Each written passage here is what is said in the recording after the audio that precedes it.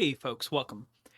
Today we are going to be starting our next book club, and we are going to be reading The Souls of Black Folks, based on the recommendation of one FD Signifier. Um, if you've been following along with my channel, like on the YouTube, and just stuff that I've been talking about here, you probably know that I am a huge supporter of diversity and diversifying like the information that you consume and take in so that you can have a wider perspective on things. And that's why I read the Communist Manifesto, and that's why I reached out to see what were some good like political and formative literature from Black voices, specifically in response to the Break Bread video that FD Signifier made, talking about a lot of people on the left could potentially, he didn't say that they were, but could potentially fall into the pitfalls of just replacing the current white patriarchal system with another white patriarchal system that still doesn't have the best interests of everyone at its core. Um, and I don't want that to be a reality. Um, and so I reached out and was just like at a specific time frame, he said, if you're reading Marx and Lenin and stuff like that, but not reading books by Black authors, maybe consider branching out. Um, and so when I asked him for Rex, he gave me a couple of works by. Well, I asked specifically for W.E.B. Du Bois because I want to make sure that stuff is in the public domain and that everyone can have access to it when I'm reading it. Also, I don't want to get hit with a copyright claim if I start reading something a bit more not free. Like if I read something that isn't in the free domain. Um, and this kind of like I want to go back and also look at things from like a historical perspective. Like for instance, I noticed in the Communist Manifesto, and we talked about it in the Communist Manifesto a little bit, that uh, Marx talked about um, nationalism, but he didn't talk about race. And that was happening at the same time that slavery was an ongoing thing. So I think that, you know, seeing it from both sides is probably a good idea, or from as many sides as you can. Both sides implies that there's only two, and that's not true. Okay, so anyways, without further ado, we are going to go ahead and get started with The Souls of Black Folks by W.E.B. Du Bois. And I really hope it's pronounced Du Bois. That's how I'm going to say it, because I'm pretty sure it's French. But I'm a filthy American and can't pronounce foreign words right. So, just please bear with me. I was saying bourgeoisie the entire time in Communist Manifesto, and I know that it's just the bourgeois. So, please, please have patience with me if you are a international viewer or just someone who knows anything about how languages works. Just bear with me. So, the forethought. Herein lie buried many things which, if read with patience, may show the strange meaning of being black here at the dawning of the 12th century. This meaning is not without interest to you, gentle reader, for the problem of the 12th century is the problem of the color line.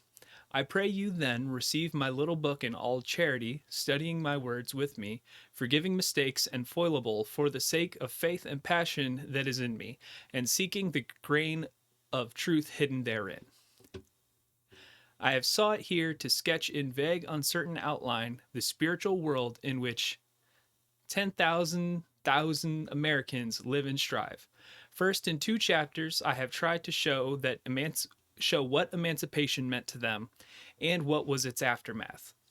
In a 3rd chapter, I have pointed out the slow rise of personal leadership and criticized candidly the leaders who bear the chief burden of his race today. Then, in 2 other chapters, I have sketched in swift outline the 2 worlds within and without the veil, and thus have come to the central problem of training men for life. Venturing now into deeper detail, I have in 2 chapters studied the struggles of the massed millions of the black peasantry, and in another have sought to make clear the present revelations of the sons of master and man. Leaving then the white world, I have stepped within the veil, raising it so that you may view faintly its deeper recesses, the meaning of its religion, the passion of its human sorrow, and the struggle of its greater souls. All this I have ended with a tale twice told but seldom written, and a chapter of song.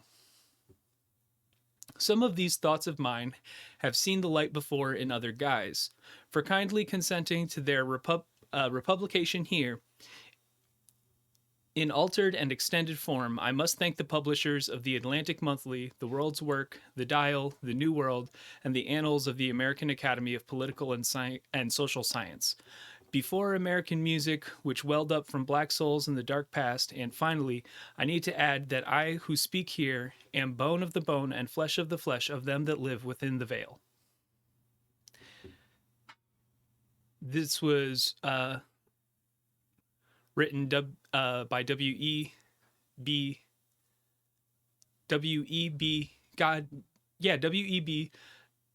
Du Bois, Atlanta, Georgia, February 1st, 1903. Chapter 1.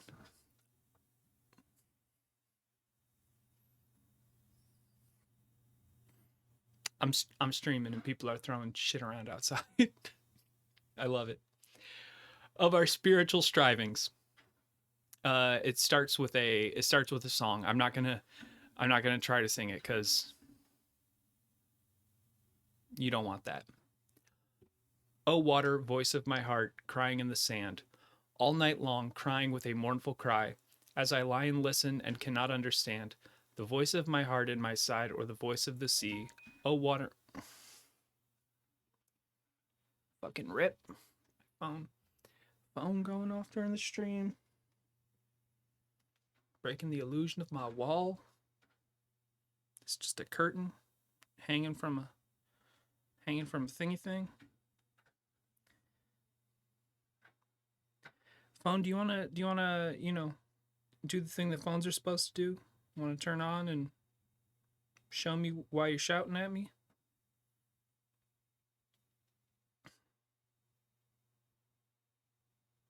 Okay. Thank you. Thank you, phone. The voice of my heart is in my side, or the voice of the sea. O water crying for rest, is it I, is it I? All night long the water is crying to me. Unresting water, there shall never be rest, till the last moon droop, and the last tide fail, and the fire of the end begin to burn in the west, and the heart shall be weary and wonder and cry like the sea, all life long crying without avail, as the water all night long is crying to me. That was written by Arthur Simmons. It has a little musical notation here. If you wanted to attempt to sing it, I will not.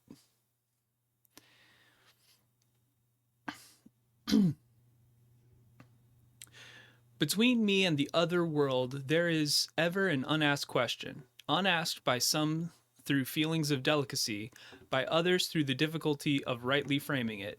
All nevertheless flutter around it. They approach me in a half hesitant sort of way, eye me curiously or compassionately, and then, instead of saying directly, "How does it feel to be a problem?" they say, "I know an excellent colored man in my town," or "I fought at Mechanicsville," or "Do not these southern outrages make your blood boil?" At these I smile, or am interested, or reduce the boiling to a simmer, as the occasion may require. To the real question, how does it feel to be a problem? I answer seldom a word. And yet, being a problem is a strange experience, peculiar even for one who has never been anything else, save perhaps in babyhood and in Europe. It is in the early days of rollicking boyhood that the revelation first bursts upon one, all in a day, as it were. I remember well when the shadow swept across me. I was a little thing away up in the hills of New England, where the dark Houstonic winds between Hoosac and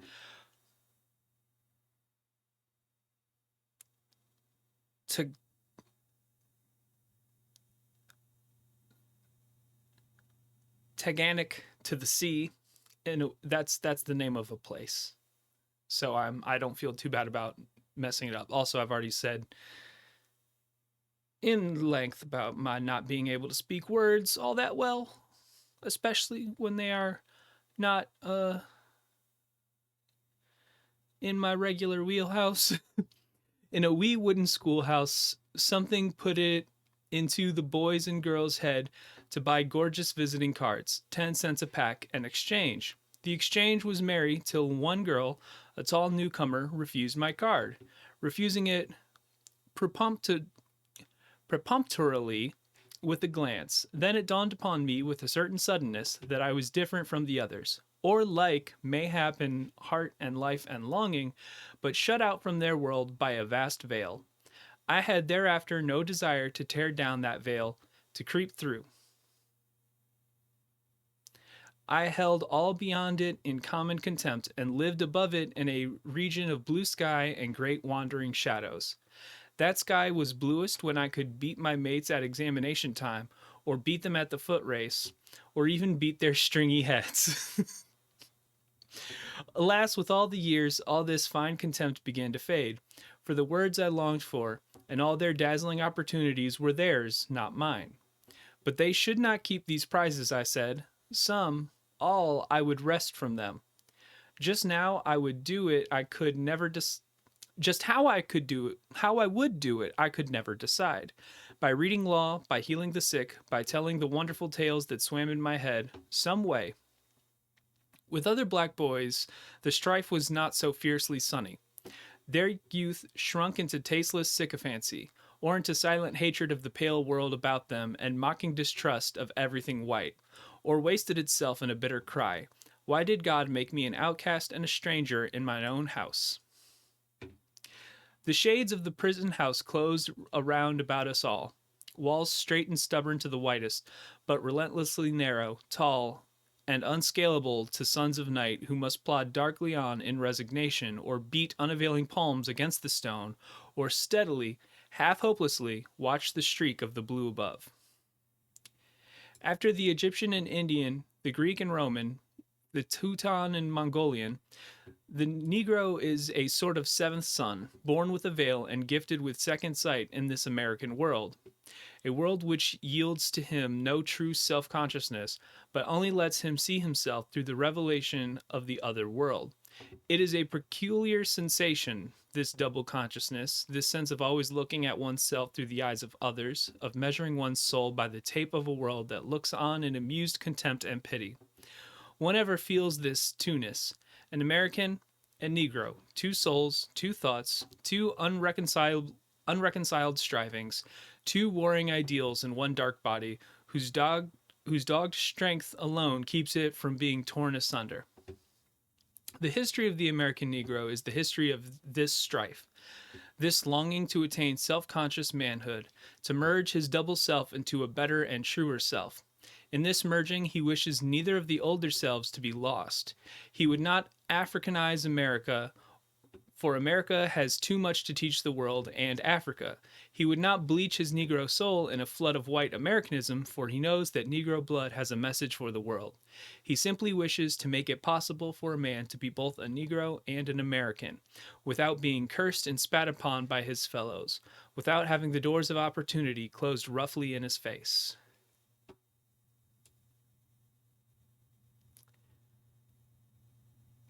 Damn. Like that's just kind of pretty much it's always been.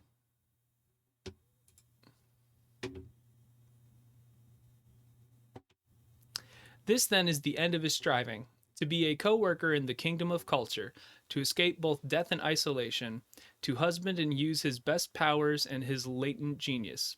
These powers of body and mind have in the past been strangely wasted, dispersed, or forgotten. The shadow of a mighty Negro past flits through the tale of Ethiopia and the shadowy and of Egypt the Sphinx. Through history, the powers of single black men flash here and there like falling stars and die sometimes before the world has rightly gauged their brightness. Here in America, in the few days since emancipation, the black man's turning hither and thither in hesitance and doubtful striving has often made his very strength to lose effectiveness, to seem like absence of power, like weakness, and yet it is not weakness, it is the contradiction of double aims. The double aimed struggle of the black artisan on one hand to escape white contempt for a nation of mere hewers of wood and drawers of water, and on the other hand to plow and nail and dig for a poverty stricken horde, only could result in making him a poor craftsman, for he had but half heart in either cause. By the poverty and ignorance of his people, the Negro minister or doctor was tempted towards quackery and demagogy, and by the criticism of the other world towards ideals that made him ashamed of his lowly tasks. The would-be black savant was confronted by the paradox that the knowledge his people needed was a twice-told tale to his white neighbors, while the knowledge which would teach the white world was Greek to his own flesh and blood. The innate love of harmony and beauty that set the ruder souls of his people a dancing and a singing raised but confusion and doubt in the soul of the black artist, for the beauty revealed to him was the soul beauty of a race which his larger audience despised, and he could not articulate the message of another people. This waste of double aims, this seek to satisfy two unreconciled ideals, bleh, has wrought sad havoc with the courage and faith and deeds of 10,000 people, and has sent them often wooing false gods and invoking false means of salvation at a time, and at times has even seemed about to make them ashamed of themselves. Away back in the days of bondage, they thought to see in one divine event the end of all doubt and disappointment. Few men ever worshipped freedom with half such unquestioning faith as did the American Negro for 2 centuries. To him, so far as he thought and dreamed, slavery was indeed the sum of all villainies, the cause of all sorrows, the root of all prejudice. Emancipation was the key to a promised land of sweeter beauty than ever stretched before the eyes of wearied Israelites.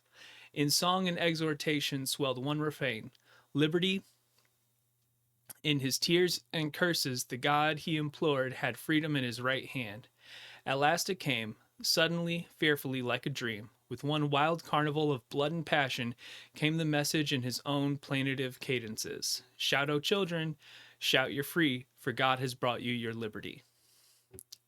Years have passed away since then 10, 20, 40. 40 years of national life, 40 years of renewal and development, and yet the swarthy spectre sits in its accustomed seat at the nation's feast. In vain do we cry to this, our vastest social problem. Take any shape but that, and my firm nerves shall never tremble. The nation has not yet found peace from its sins. The freed man has not yet found in freedom his promised land. Whatever of good may have come in these years of change, the shadow of a deep disappointment rests upon the Negro people. A disappointment all the more bitter because the unattained ideal was unbounded save by the simplest ignorance of a lowly people. This first decade was merely a prolongation of the vain search for freedom, the boon that seemed everly barely to elude their grasp. Like a tantalizing will-o'-wisp, maddening and misleading the headless host, the holocaust of war, the terrors of the Ku Klux Klan, the lies of carpetbaggers, the disorganization of industry, and the contradictory advice of friends and foes left the bewildered serf with no new watchword beyond the old cry for freedom. As time flew, however, he began to grasp a new idea. The ideal of liberty demanded for its attainment powerful means, and these the 15th Amendment gave him.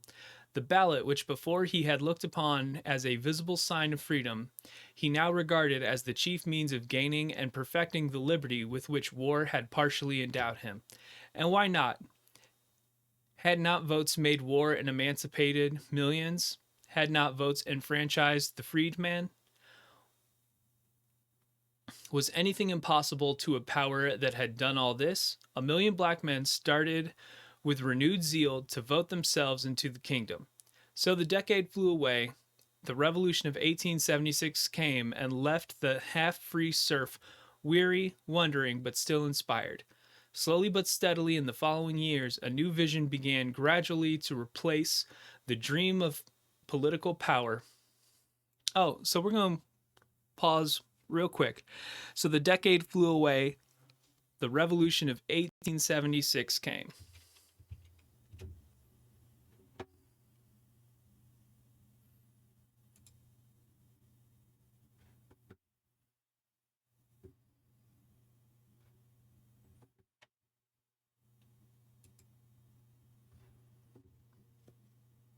So these are the events from the year 1876. Just to kind of give us an idea of what's going on around this time. The federal government, the president was Ulysses S. Grant. There was no vice president. The chief justice was Morrison Waite from Ohio. Speaker of the House of Representatives was Michael C. Kerr from Indiana. And then in December, it switched to Samuel J. Randall, and it was the 44th Congress.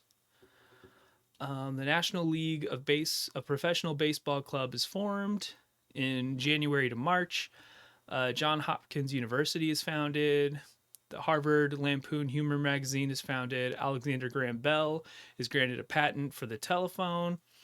April to June, Friends Academy. The Central Exposition begins. The Centennial Exposition. Okay, yeah, so the World's Fair. Wyatt Earp starts working. Rutherford B. Hayes is the presidential candidate from the Republicans. Transcontinental Express arrives in San Diego via the first transcontinental railroad, 83 hours and 39 minutes after having left New York City. The American Indian War, also known as the American Frontier War, the First Nations War in Canada, and the Indian Wars were fought by European governments and colonists in North America, and later by the United States and Canadian governments and American Canadian settlers. Okay, so this is the Battle of Rosebud Creek happened. The Adventures of Tom Sawyer by Mark Twain. The first review of that book is published in and it begins distribution in the UK. The Battle of Little Bighorn.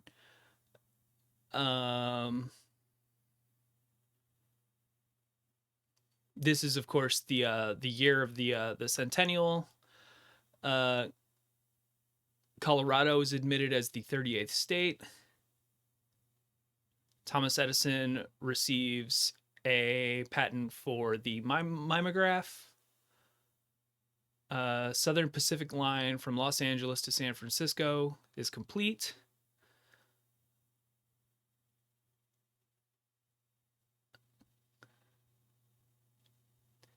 Texas A&M University opens up.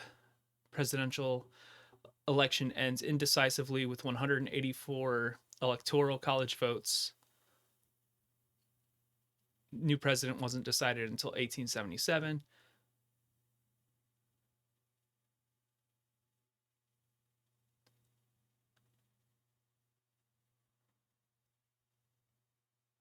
Boss Tweed was arrested in November.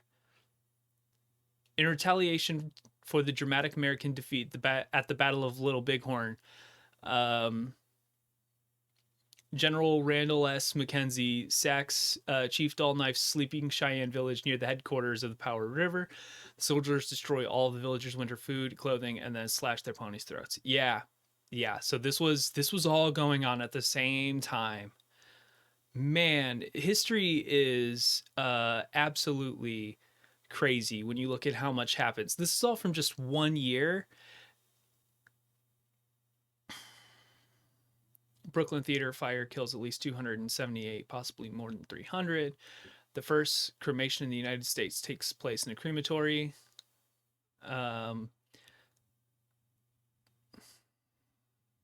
So is the revolution he's talking about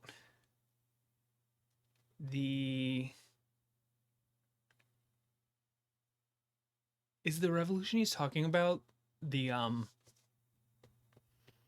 American Indian War?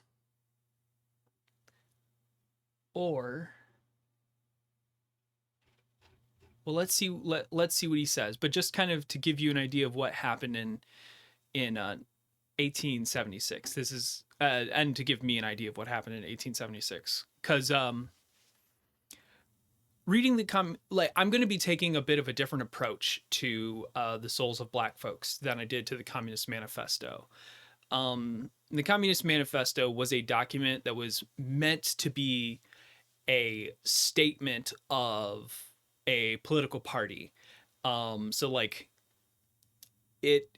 this is about understanding the perspective of Black people, and so and the struggles that they faced basically throughout the years of from emancipation to the struggles that they faced in quote unquote modern, for that time period, their life. So like I want to really understand what W.E.B. Du Bois is saying.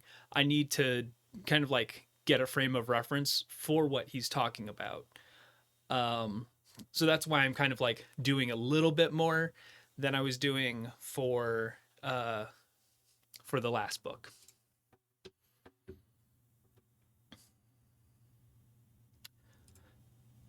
So the decade flew away. The revolution of 1876 came and left the half-free serf weary, wondering, but still inspired. Slowly but steadily, in the following years, a new vision began gradually to replace the dream of political power. A powerful movement, the rise of another ideal to guide the unguided, another pillar of fire by night after a clouded day. It was the ideal of book learning, the curiosity born of compulsory ignorance, to know and test the power of the Kabbalistic letters of the white man, the longing to know. Here at last seemed to have been discovered the mountain path to Cana, no longer than the highway of emancipation and law, steeped and rugged but straight, leading to heights high enough to overlook life. Up the new path the advance guard toiled, slowly, heavily, doggedly. Only those who have watched and guided the faltering feet, the misty minds, the dull understanding of the dark pupils of these schools know how faithfully, how piously these people strove to learn. It was weary work. The cold statistician wrote down on the inches of progress here and there, noted also where here and there a foot had slipped or someone had fallen. To the tired climbers, the horizon was ever dark. The mists were often cold. The Cana was always dim and far away. If, however, the vistas disclosed as yet no goal, no resting place, but little flattery and criticism, the journey at least gave leisure for reflection and self-examination. It changed the children of emancipation to the youth with dawning self-consciousness, self-realization, self-respect. In those somber forests of his striving, his own soul rose before him, and he saw himself, darkly as through a veil, yet he saw in himself some faint revelation of his power, of his mission. He began to have a dim feeling that to attain this place in the world, he must be himself and not another. For the first time he sought to analyze the burden he bore upon his back, that dead weight of social degradation, partially masked behind a half-named Negro problem. He felt his poverty. Without a cent, without a home, without land, tools, or savings, he had entered into competition with rich, landed, skilled neighbors. To be a poor man is hard, but to be a poor race is in a land of dollars is the very bottom of hardships. He felt the weight of his ignorance, not simply of letters, but of life, of business, of the humanities. The accumulated sloth and shirking and awkwardness of decades and centuries shackled his hands and feet. Nor was his burden all poverty and ignorance. The red stain of bastardy, which 2 centuries of systemic legal defilement of Negro women had stamped upon his race, meant not only the loss of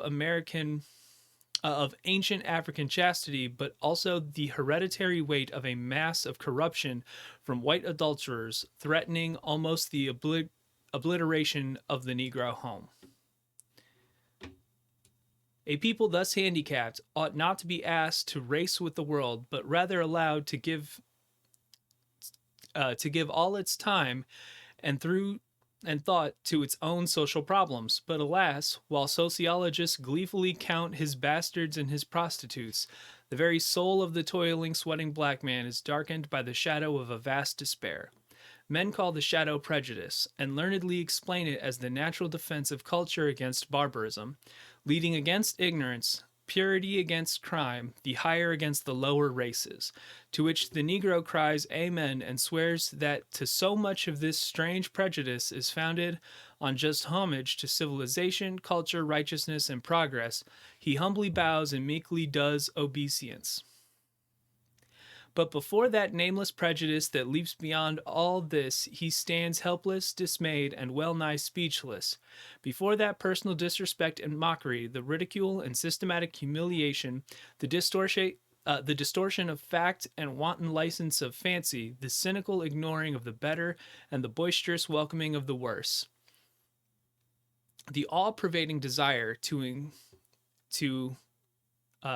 inculcate disdain for everything black, from Toussaint to the devil. Before this, there rises a sickening despair that would disarm and discourage any nation save that black host to whom discouragement is an unwritten word.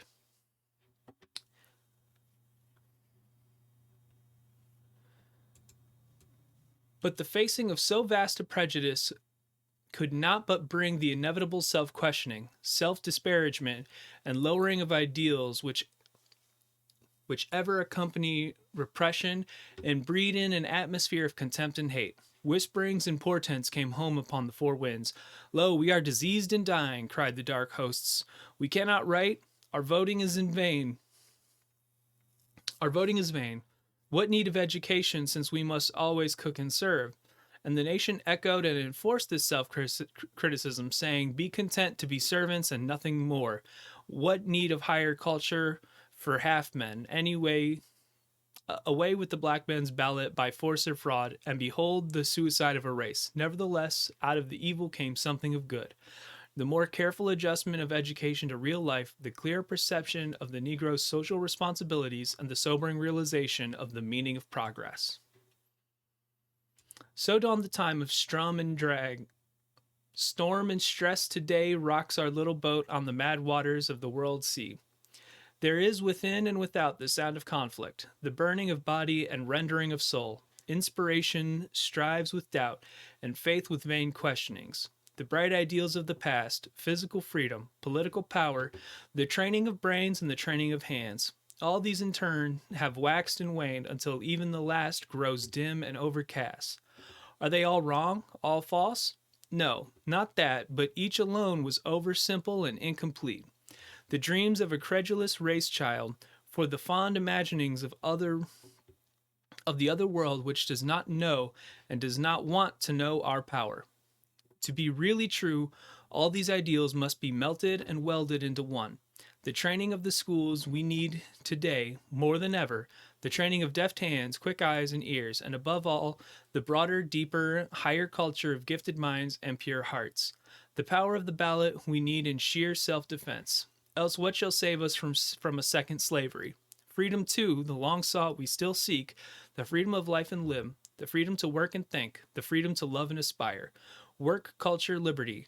All these we need, not singly, but together, not successively, but together, each growing and aiding each other, and all striving towards that vaster ideal that swims before the Negro people, the ideal of human brotherhood gained through the unifying ideal of race, the ideal of fostering and developing the traits and talents of the Negro, not in opposition or to contempt for other races, but rather in large conformity to the greater ideals of the American Republic, in order that some day on American soil, two world races may give each to each those characteristics both so sadly lack.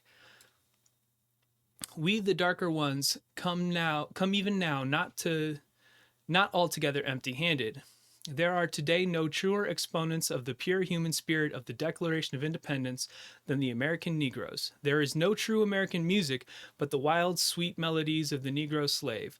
The American fairy tales and folklore are Indian and African, and all in all, we black men seem the sole oasis of simple faith and reverence in a dusty desert of dollars and smartness. Will America be poorer if she replaces her brutal, despotic blundering with light-hearted but determined Negro humility, or her coarse and cruel wit with loving, jovial good humor, or her vulgar music with the soul of the sorrow songs?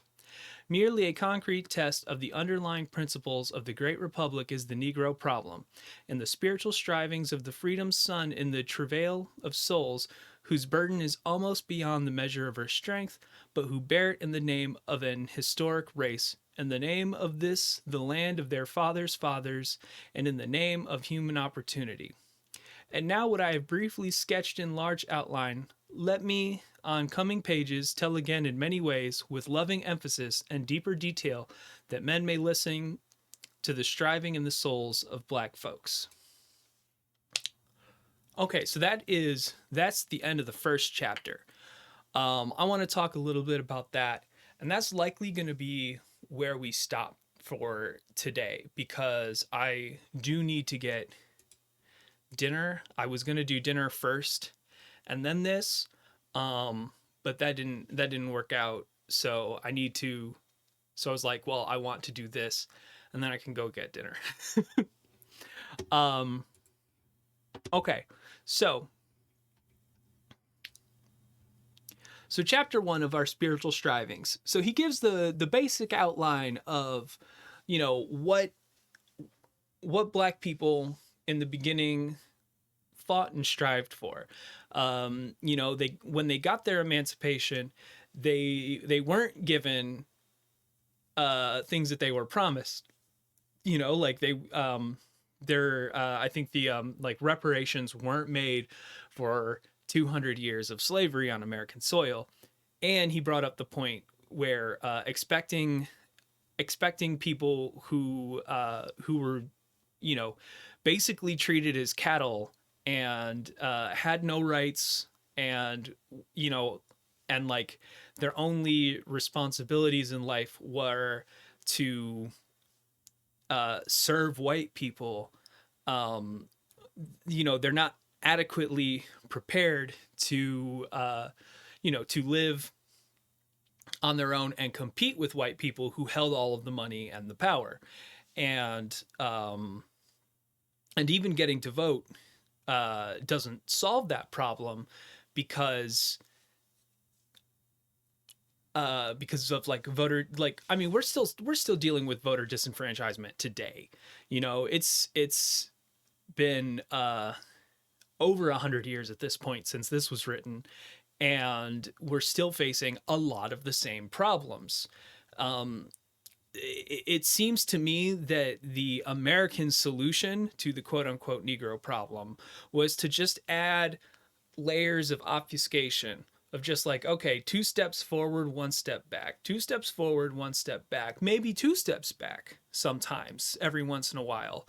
But so you're like, okay, yeah, yeah. So in the civil rights movement, they ended a lot of the overt, like, really dumb requirements that people had to go through, that black people had to go through to get access to voting rights. I remember watching a movie where it was like one of the civil rights movies in that we watched in high school, and a black lady went in to go ahead and register to vote because, you know, it was the law, and a guy pulls out a giant jar of gumdrops and says, how many gumdrops are in there? I have to test, you know, like, I have to test that you're knowledgeable enough to to be able to vote. So tell me how many gumdrops you think are in there. And it's like, that's bullshit. What does that have to do with anything? But it and I don't know, like, and I'm sure that was just, you know, like the a cheap reproduction for TV of what this sort of thing looked like. But even that, you know, I feel like it got the point across of just like, these are standards that white people were never held to. um and it was just kind of like, oh, okay, you're 18 now, come on in, write your name on this card, you know, show some evidence that you live in this city or state or whatever, and congratulations, you can cast your ballot. But nowadays we do this through gerrymandering, we do it through like controlling the districts and zones. It's like the popular vote not being reflective of who actually becomes the president. And the electoral college in general is kind of always been there to back the status quo. It's always been there to kind of like make sure that uh, that the will of the people and the will of those in power seem the same. But now, with like how much the internet has influenced things, and how much more communication we have with each other, it's becoming more and more apparent that the electoral college, gerrymandering, and things like that are just explicitly getting in the way of the will of the people. And that is, to me, that's unacceptable. It's a problem that's facing everyone in this country, but it is especially unfairly targeting African Americans. Um, like, at the very end of 2020, when I think it was Georgia was still trying to get all of its votes counted, and they were trying to and Republicans were trying to shut down the mail-in ballots, or adding like all kinds of crazy restrictions at the last minute. And things, you know, like, there were cases that went to the Supreme Court to find out, like, what should be done. And thankfully, the Supreme Court backed, American voting rights. That thing that makes us a democracy on paper. that. So yeah, that happened. So good. But the fact that it even got that far, the fact that it needed to be decided on that level, and that the person who got the most votes didn't win. Um, my opinion on this has been that you put the good of you do the best possible good you can for the most amount of people. And if most of the people thought that in 2016 um, that Hillary Clinton should have been the president of the United States, and they trusted in her leadership more than they trusted in the leadership of Donald Trump, then she should have been the president.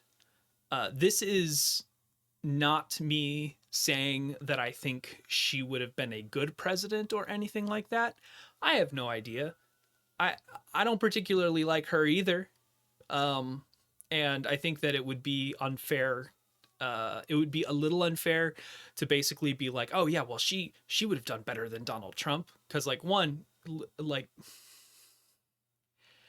anybody would have done better than Donald Trump. We could have had a rubber stamp president that did nothing but say okay to everything that Congress tossed to him, and it would have been better than Donald Trump. So I don't, but also I just don't see, I don't think that that like we can't say what would have happened because we don't live in that time, you know. But in the 2020 election, most of the people in the country voted for Joe Biden, and they were trying their hardest to make it that he wouldn't be able to be the president. Like just like overtly flying in the face of what the people want.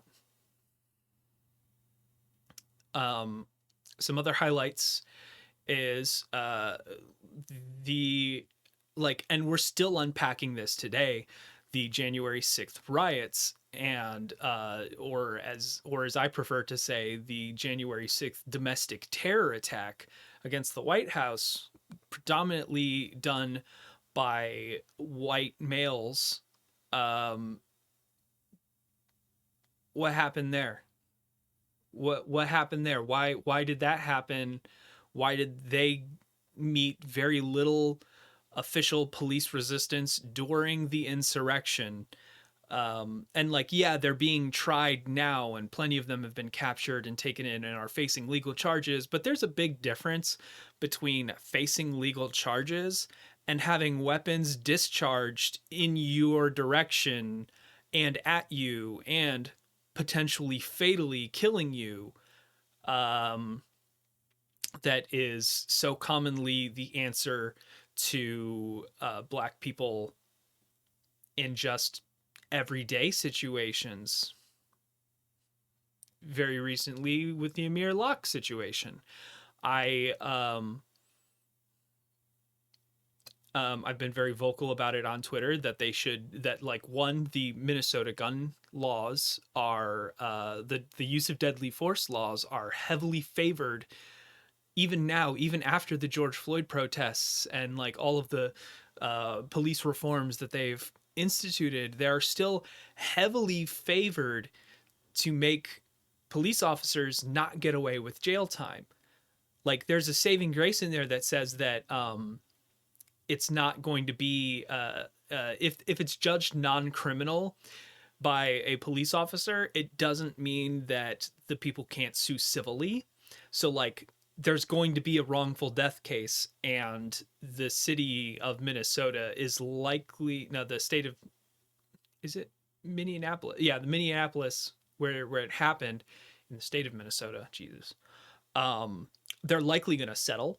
In my, like, I easily see them settling out of court or something, like in a wrongful death suit, because it was a wrongful death. He wasn't on the warrant, and a sleeping man, gun in hand or not, is not a threat or can't present himself as a threat in less than 10 seconds, unless like the gun was clearly pointed at the officers, and based on the body cam footage, that just wasn't the case.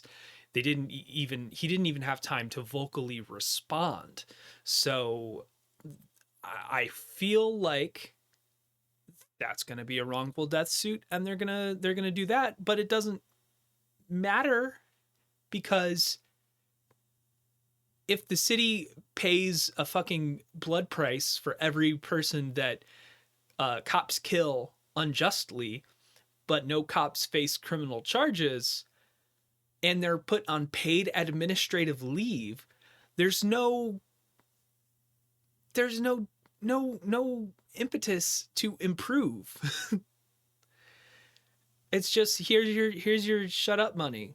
Here you go. We're sorry we killed your friend, your dad, your brother, your sister, your husband, your wife. My bad. Here's a couple $1,000.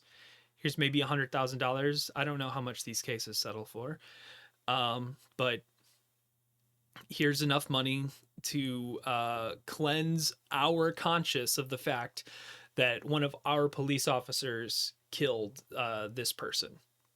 But now we're cool because you got paid. So, drop it. Back specifically to the Souls of Black folks. I think like the biggest thing is that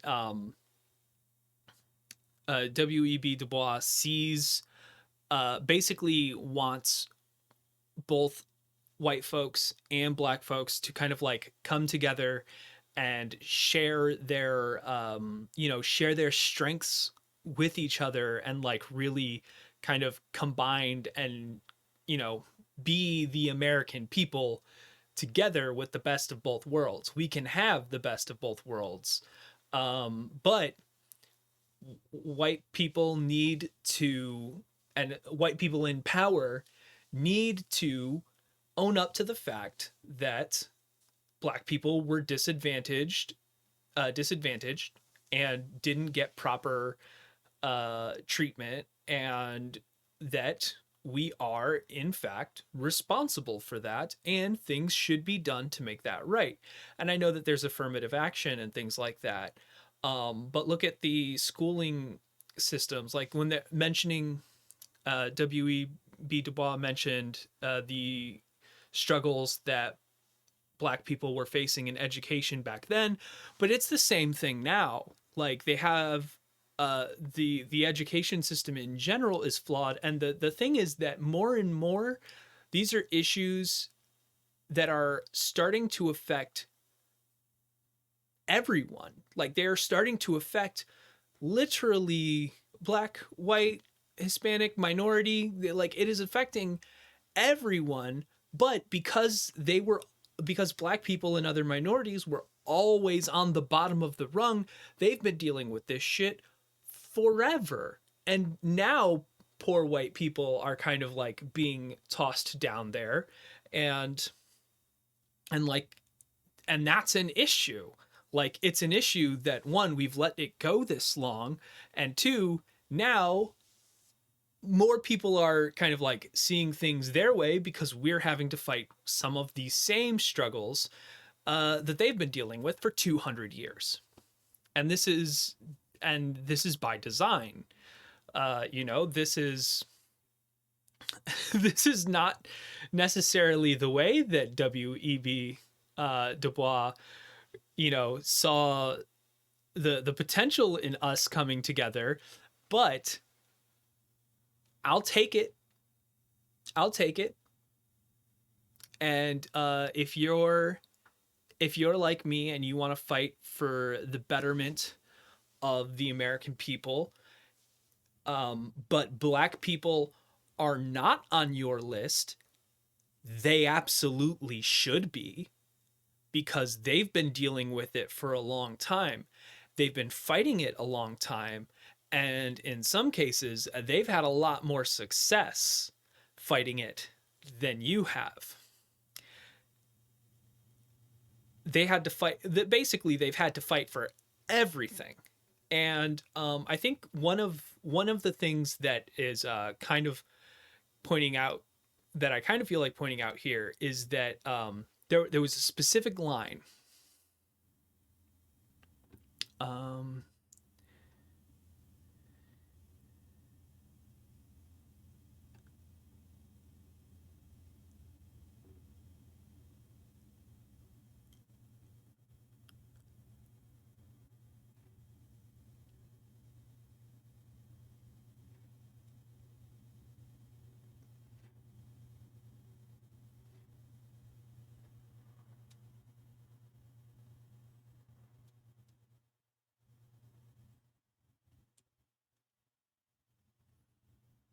okay. This then is the end of his striving to be a co-worker in the kingdoms of culture, to escape both death and isolation, to husband and to use the best of his powers and his latent genius. Um, the powers of the body and mind have in the past been strangely wasted, dispersed, or forgotten. So that here we go. Here it is. Okay. Through history, the powers of single black men flash here and there like falling stars and die sometimes before the world has rightly gauged their brightness. This, I think, is this is a statement about or at least what I'm getting from it is it's about American exceptionalism. It's about the message that like kind of like Carter G. Woodson when I talked about him um in the history of Black history is like they might point out single individuals and be like, yeah, that was good. And if you think about how people and how schools and stuff treat Martin Luther King Jr. and some of the leaders of the civil parks, where they say of the civil rights, and say, yes, these are these people. They fought for their civil rights and they won, and that's it. That's all we want to talk about them. They did this thing, and the battle for civil rights is over. Um, but they don't talk about the more in-depth social reforms that Martin Luther King wanted. They don't talk about they don't talk about the good things that the Black Panthers did. They only talk about militant militant paramilitary organizations ran by Black people who were Black supremacists when they weren't. And we'll talk about that in next week's video. That'll be out on Tuesday. That I've got to record like this Saturday. But yeah, like so this is the thing is I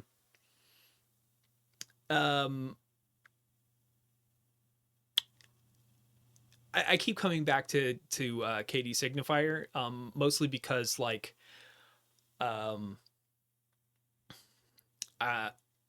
one, he's great and I love his stuff. Two, he talked about the kind of like Black excellence in his love in his most recent video that came out for Valentine's Day, the Black Love video. And it's like there is a unspoken thing where if you're a Black person, especially a Black woman, and there's a drive that you have to be successful, you have to make it, you have to make it to show everybody else what's going on. And I think that W.E.B. Du Bois here is strictly against that notion, not because Black people shouldn't be the best that they can, but it shouldn't it's a condemnation of society that we aren't willing to see the worth of Black women, Black men, Black people in general just because they're Black. They shouldn't have to be extraordinary to get extraordinary. They shouldn't have to be extraordinary to get the recognition that a regular white person would get. Like it's not what he wants. He wants our cultures to mutually see the value in our lives and our existence and treat each other with respect. That's what he wants. That's what I think this line says. Through history, the powers of single black men flash here and there like falling stars and die sometimes before the world has rightly gauged their brightness. And sometimes white people are the very reason that they die before the world has rightly gauged their brightness. In, many of the people in the Black Panther movement were gunned down by white police officers.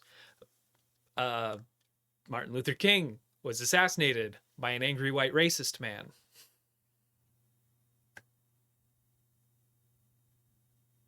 These are the types of issues that I, want to address and would encourage other white people to, look into, like really examine this and see, is this the type of actions and activities that you want to represent your race, your culture? I don't want white people to be remembered as oppressive slave owners. I acknowledge that is, that is the history. That is what happened. But I want there to be a but. We learned from our mistakes. We treated people equally, and we saw that life is inherently valuable and we can all learn from each other. That's what I want history books to say in 100 years from now. And I want it to be fucking true. Okay. I think that's enough for this first stream. Next time we do book club, we will be going over chapter 2, The Dawn of Freedom. I'd like to give a shout out to Mayhem's Mistress. She is a polyam Canadian streamer. She is going to be doing a lot more stuff this month as she's had some free time. So go ahead and check her stuff out if you want. 2, I encourage you to check out where is it? Okiro on YouTube. He is a black YouTuber that does a lot of video analysis on nerd culture stuff that I enjoy. He's got a lot of good stuff on Star Wars, and about 3 days ago he put out a banger of a video on Spider-Man. And I watched that today while I was at work, and it almost made me cry. So good job. I'd like to thank Eggs Fried Reese for the recent follow. I appreciate you, man. And just in general, like, thank you if you're on Twitter, if you're on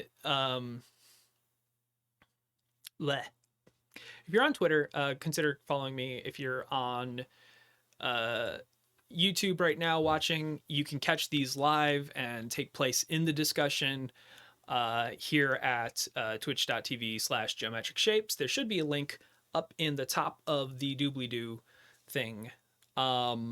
And go ahead and be safe. Stay healthy. Get vaccinated if you can. And remember, I loves ya. Have a good evening, y'all. Oh, we should try and raid somebody. Let me go to Twitter and see who we can raid. Because I like to raid people when I can, and I want to put my money where my mouth is and support other small streamers. Because I also want you to support other small streamers. Granted, I'm like the definition of the smallest streamer. I'm pretty sure I'm going to be raiding with a party of like 2, maybe even just a party of me. Uh, but you know, who is raiding? Yeah, we're gonna raid Casey for reasons. Okay. 3, 2, 1, go.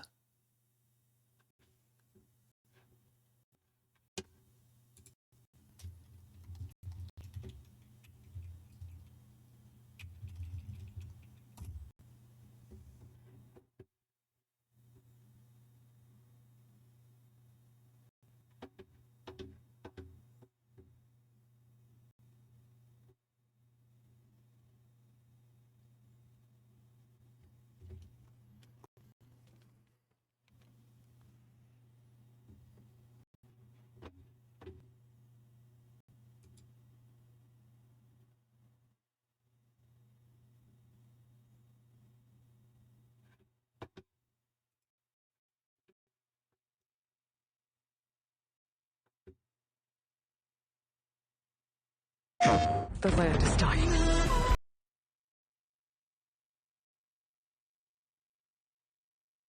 And the machines are out of control.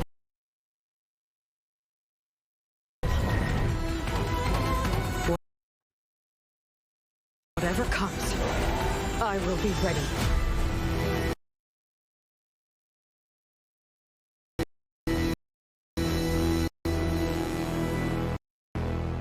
PlayStation